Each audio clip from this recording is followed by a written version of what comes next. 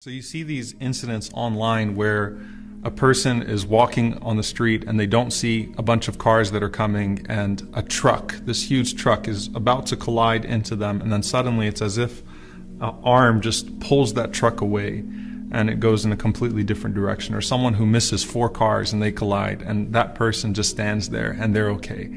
Or in some situations you see someone that is involved in a freak accident, and the guy that's jogging on the beach, and then suddenly a plane hits him while he's jogging on the beach, or something along those lines. And it's like you witness divine decree in precision. You witness that qadr of Allah subhanahu wa ta'ala, that perfect qadr of Allah, and then relate that to your own self. Sometimes you're on the highway and you're driving and you're supposed to be in a car accident. You're doing something that distracts you, and then in that moment of distraction, something horrible is about to happen, and then you see what happens around you and you say, SubhanAllah, Allah protected me. Those that have seen their children, fall, and if they would have fallen just a little bit differently, right, then it would have hit the back of their head, or this would have happened, or that would have happened. All of these things that we witness in our lives obviously speak to the overwhelming power of Allah subhanahu wa ta'ala, but they have something to do with the angels as well. Allah subhanahu wa ta'ala says, لَهُ مُعَقِّبَاتٌ مِّن بَيْنِ يَدَيْهِ وَمِنْ خَلْفِهِ يَحْفَظُونَهُ مِنْ أَمْرِ اللَّهِ. That every single person has a guardian angel in front of them and behind them that protect them from the decree of Allah subhanahu wa ta'ala. Now that concept requires a lot of reflection. Number one, the mercy of Allah subhanahu wa ta'ala.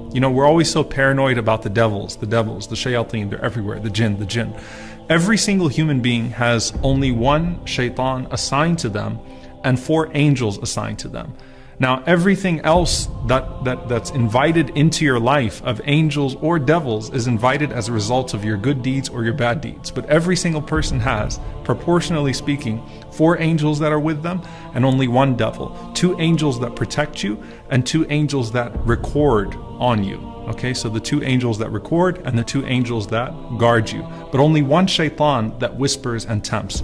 But of course, environments and deeds invite more angels or more shayateen.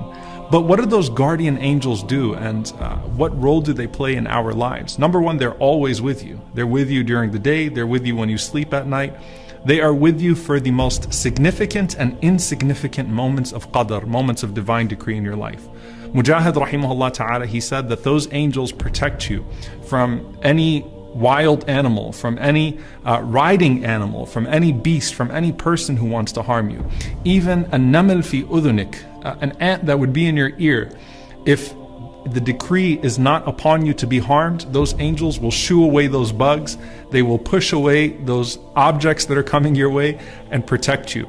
Ali ibn Abi Talib radiyallahu ta'ala anhu, he said, when he was told that there was a tribe, the tribe of Murad, and they were planning to attack him, he said that they cannot harm me with anything unless Allah subhanahu wa ta'ala has decreed it, for Allah has set up guardian angels for each person. And the only time that a person is harmed is when those angels are told to stand down, when they move out of the way. And that's what Ibn Abbas radiallahu ta'ala anhu, he said that out of obedience to Allah subhanahu wa ta'ala, those angels will protect you and they will be there for you, and they will only move out of the way when Allah subhanahu wa ta'ala decrees otherwise.